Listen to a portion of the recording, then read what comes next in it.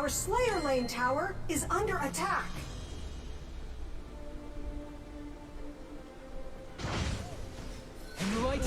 Thế là chết rồi. Upon the air. Nguyễn Viết Cường, trận này chắc thua. Ôi dồi ôi, anh Dai này thấy mây chơi con này cuốn quá đúng không? Ui tí thì đi nhá, tí thì niệm. Anh Dai thấy mình chơi con này cuốn quá nên lại chơi à?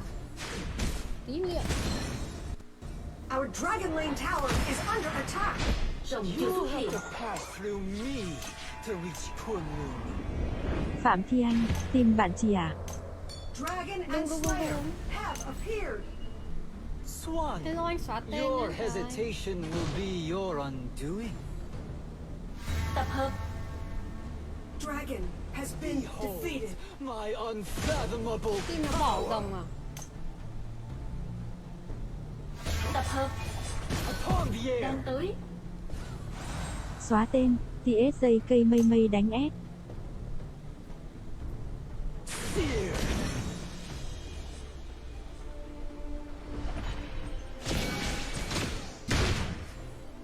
Tập hợp. Khi thoảng vào anh em chơi AD thì mệnh phải nhường lên. Tập hợp. Few are worthy Slayer of has the been gift of defeated. precognition. Mây đánh AD mái.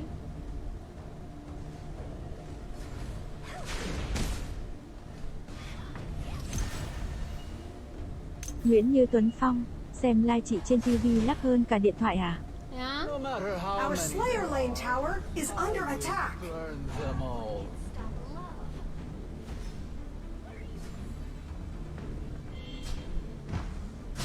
Bố đấy tập này chưa đủ đam.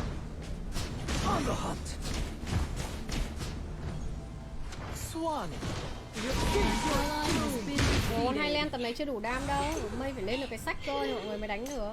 Không có đam vồ đâu. Our Slayer Lane tower is under attack. Phạm Tùng Dương, trận này thua chắc. Sao mà lại không chắc? Excellent. Defeated. An ally has been defeated.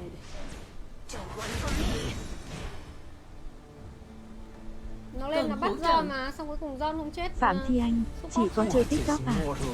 Chị có chơi TikTok, dạo này chị sẽ làm lại TikTok á. Chị lát chị trả clip cái lốp ấy trưởng. The Iron defense line has disappeared. Send in the ballista. Chết rồi, đầu mây bẩn quá. Mình cũng chưa đi gội đầu I được. yearn Sáng for xong the mệt quá. taste of defeat. Nguyễn Như Tuấn Phong, muốn vào phòng chị chắc phải đợi về Hà Nội ha ha. Sao lại phải đợi về Hà Nội? À em đang ở nhà hả? On the hunt. Ủa con kiến hay cái gì? Fear. Few Đánh bình tĩnh thôi, có sách vở. of Sách vở khoa precognition. đầy đủ thì mình chơi nó được mà. Đầu game nó hơi mệt.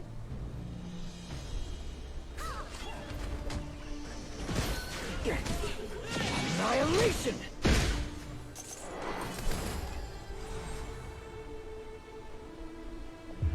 Upon the air. VZ ra, VZ Tập ra. hợp. Our middle lane tower is under attack. Tập hợp. Our Slayer Lane tower is under attack. Tống Minh không biến về là Your chết rồi. hesitation will be your undoing. An ally has been defeated. Tập trung sức giao tranh.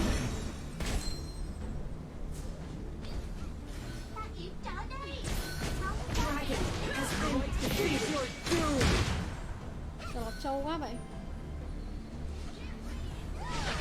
Our Dragon Lane tower is under attack. You have been Ui, defeated. không chạy được luôn.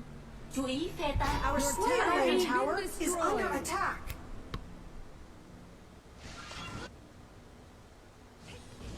Chú ý mù xanh.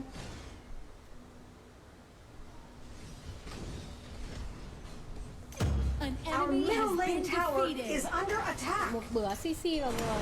Trẻ. Vidalin Kosunyan Kozil. Nguyễn Phú Đại, thì CU. Hello đại á. Chú ý trụ. Chính thức công bố kết quả chưa? Tốt nghiệp chưa? Tốt nghiệp được chưa? Your tower has been destroyed.